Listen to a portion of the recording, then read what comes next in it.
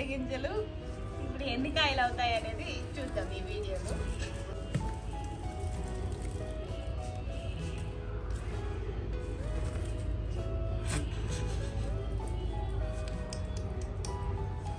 But somehow we managed to grow this much. 2 గింజలు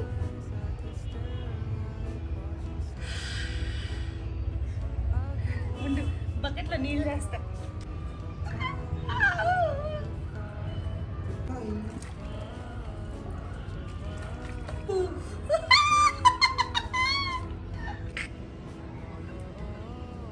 కానీ ఒకటి వచ్చినా మనం పండించుకుంది బాగా హ్యాపీగా ఉంటుంది కదా.